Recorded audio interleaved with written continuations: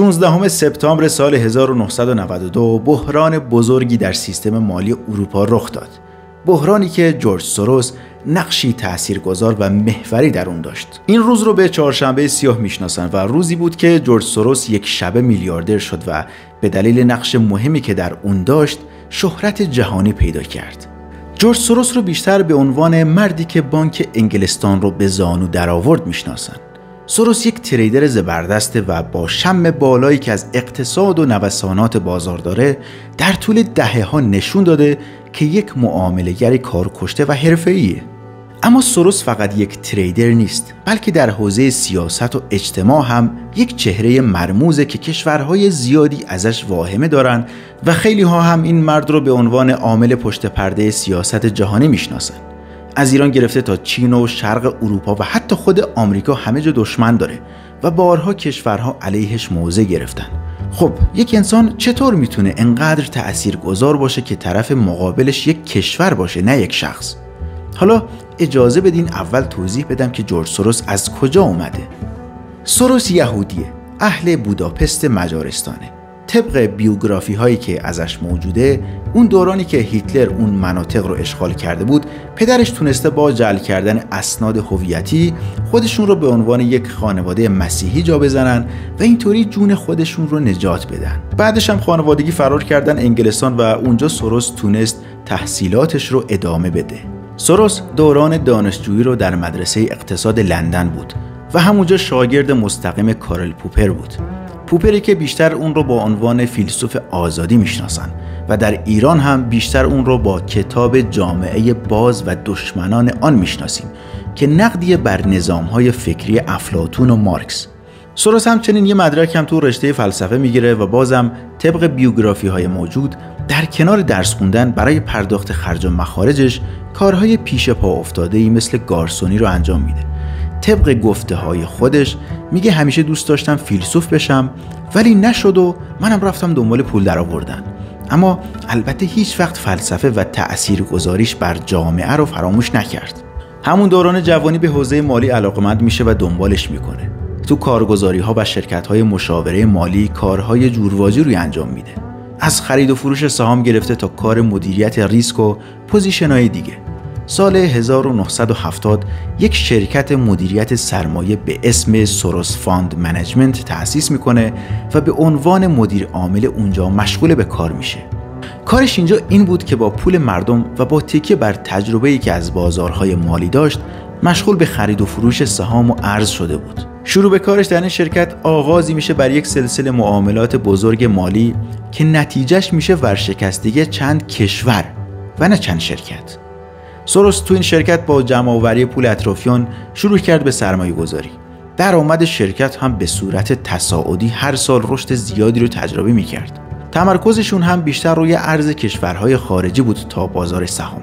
بعدتر تو دهه 80 اسم شرکت رو به کوانتوم فاند تغییر داد و یکی دو دهه بعد این شرکت به معروف‌ترین هج فاند دنیا تبدیل شد. تا اینکه میرسیم به دهه 90 میلادی و اون روز چهارشنبه سیاه، روزی که جورج سوروس رو به عنوان غولی در بازارهای مالی به دنیا معرفی کرد. قضیه از این قرار بود که سال 1992 اوضاع اقتصادی انگلستان رو به راه نبود. همین دوران جورج سوروس با شامه اقتصادی تیزی که داشت متوجه یک فرصت بی‌نظیر شد. اون سال قرار بود بانک مرکزی انگلستان از سیستم REM خارج بشه. خیلی کوتاه و مختصر میخوام این سیستم REM رو برای شما توضیح بدم، بعدش برمیگردم به ادامه ماجرا.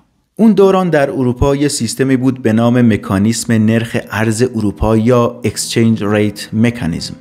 یه سیستمی بود که توش کشورها سعی داشتن ارزش پولشون رو نزدیک به هم نگه دارن تا تجارت بینشون آسان‌تر بشه و بعدتر خودشون رو برای داشتن یک ارز مشترک آماده کنن. بریتانیا سال 1990 به این گروه ملحق شده بود و قول داده بود که ارزش پوند انگلیس رو نزدیک به مارک آلمان نگه داره. یه چیزی شبیه به این که مثلا بگیم یک پوند انگلیس باید همیشه حدود 2.95 مارک آلمان ارزش داشته باشه. حالا یکم ارزش بیشتر یا کمتر ایرادی نداشت.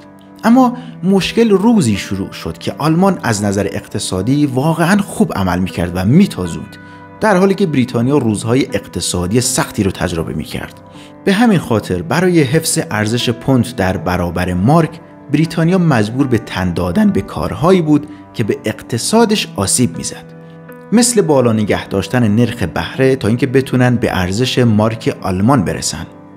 جورج سوروس همین حوالی وارد ماجرا شد.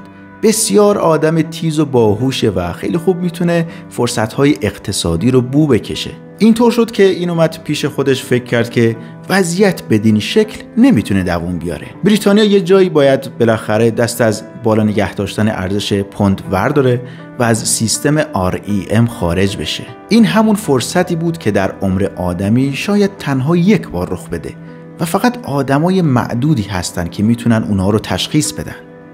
این اومد کار جسورانه‌ای کرد. کلی پوند از بانک انگلیس قرض گرفت و در بازار اون رو شورت کرد. یعنی علیه پوند یک معامله انجام داده بود. انگار شرط بندی کرده بود که ارزش پوند پایین میاد، اما کار بزرگ و جسورانش این بود که این پوزیشن شورت رو در مقیاس بسیار بزرگی انجام داد. ما داریم در مورد چند میلیارد پوند حرف میزنیم، نه چند میلیون. تو روز 16 سپتامبر سال 1992 که به چهارشنبه سیاه معروفه، آدمای دیگه‌ای هم بودن که مثل سوروس فکر می‌کردن و تو بازار پوندهاشون رو به ارزهای دیگه تبدیل کردن، ولی سوروس بیشترین سهم رو داشت. اون روز انقدر پوند در بازار فروخته شد که بانک مرکزی انگلستان در همون روز مجبور شد 2 بار نرخ بهره رو افزایش بده و بازم کافی نبود. تا پایان روز بانک مرکزی انگلیس اعتراف کرد که کم آورده و شکست رو پذیرفت. سخنگوی بانک مرکزی اومد اعلام کرد که سیستم ERM رو ترک میکنن و از این به بعد اجازه میدن که بازار آزاد نرخ ارز رو تعیین کنه. این یعنی اینکه دقیقاً همونطور که جورج سوروس پیش بینی میکرد، ارزش پوند به شدت کاهش پیدا کرد. قماری که سوروس روی پوند کرده بود و البته بدون فکر هم نبود، جواب داده بود. بعد که پوند به پایین‌ترین ارزش خودش رسید، اومد دوباره از کف خرید و از صعودش طی ماه‌های آتی سود زیادی کرد. در کل در این معامله در عرض 1-2 ماه حدود 1 میلیارد دلار سود کرد. این که میگن سوروس کمر بانک ملی انگلستان رو شکست، منظورشون همین ماجراست. شرط بندی هوشمندانه و البته مخاطره آمیزش پول هنگفتی براش آورد و بریتانیا رو مجبور کرد که سیاست ارزی خودش رو تغییر بده. اما پوند تنها ارزی نبود که سوروس علیهش شرط بندی کرد. سال 1997 این بار فرصتی رو در تایلند دید. اونجا هم با عرضه حجم زیادی از ارز اون کشور یک سقوط تاریخی رو در کارنامه ارز اون کشور ثبت کرد. همون روزها نخست وزیر تایلند اومد تلویزیون و علیه سوروس اعلان جنگ کرد و تهدیدش کرد. حالا تصور کنید جورج سوروس چه حجم بزرگی از ارز رو شورت کرده اون روز که بانک مرکزی اون کشور از پسش بر نیومده. سالهای 2013 و 14 هم همین کار رو علیه ین ژاپن انجام داد و با شورت کردن ین ژاپن پول هنگفتی به دست آورد که صدای شینزو آبه رو در آورد. در کل از همون دهه 90 به بعد صدای کشورهای زیادی در اومد و سوروس به چهره بدنامی روی کره زمین تبدیل شده بود. همین چند سال پیش هم که بازار بورس چین سقوط سختی رو تجربه کرد، حاکمیت چین برای جمع کردنش عمدی ارزش پول رو پایین آوردن.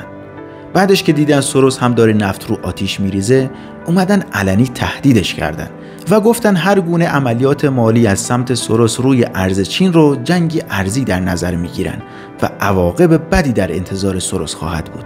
اینکه سوروس تریدر بزرگ و قهاریه، آدمای زیادی روش تاکید داشتن. مثلا نسیم نیکولاس طالب تو کتاب فولد بای رندومنس میگه سوروس از معدود آدمایی که بلد تو بازار سرمایه کار کنه و اینم میگه که شخصی مثل وارن بافت اصلا قدرت ترید سوروس رو نداره. البته این بحث مفصلیه که ازش میگذریم. اما بدنامی سوروس یه بخش کوچیکیش به خاطر این ترید هاشه. یه جایی حوالی این سالها یک مؤسسه رو راه اندازی میکنه به نام اوپن سوسایتی که نامش رو از همون کتاب معروف پوپر گرفته. این مؤسسه افکار چپی ها و گلوبالیست ها رو داره. اگه بخوام مختصر توضیح بدم که گلوبالیست یعنی چی، اینطور میتونم بگم که گلوبالیست ها عقیده دارن که کل دنیا باید یک دست بشه. معمولا چپ ها و لیبرال ها این سمت ماجرا هستن و سمت مقابلش میشن راست ها و ناسیونالیست ها. در همین قضایای انتخابات آمریکا اگه توجه کرده باشید، اشخاصی مثل دونالد ترامپ و ایلان ماسک به شدت از سوروس و کارهاش متنفرن و علیهش حرف میزنن. مثلا در آمریکا طی اعتراضات Black Lives Matter خیلی ها اومدن گفتن که این سوروسه که این جنبش رو هدایت میکنه و سعی میکنه علیه سیستم اونا رو بشورونه. شخصی مثل ترامپ بارها گفته که عامل هرچی اعتراض در آمریکاست سوروسه و شبکه‌هایی مثل فاکس نیوز هم دائم علیهش برنامه تولید میکنن. اگه توجه کرده باشید اسم سوروس هر چند مدت یک بار توی توییتر ترند میشه. معمولا هر جنبش ضد ساختارگرایانه‌ای که یه جا جون میگیره اسم سوروس میاد بالا. از شرق آسیا گرفته تا قلب آمریکا. انگار مثلا در کل دنیا فعالیت داره. مثلا در قاره آفریقا فعالیت عظیمی داره در حمایت از جنبش‌های ضد دولتی. یا در قضیه کوزوو و استقلالش سوروس یکی از عوامل پشت پرده بود که حمایت میکرد. تو جنبش برگزیت سوروس مخالف خروج انگلیس از اتحادیه اروپا بود و کلی اتهام بهش زدن که داره پول میده و جنبش را میندازه که نظر مردم رو عوض کنه. یا چند سال پیش نخست وزیر ایسلند سوروس رو تهدید کرد که داره برنامه ریزی میکنه دولت رو خراب کنه و افراد خودش رو بیاره سر کار. تو همین ترکیه هم سال 2018 رجب طیب اردوغان اومد تهدیدش کرد که سوروس داره گروه‌های تروریستی ضد ملیتی ترک رو حمایت مالی میکنه.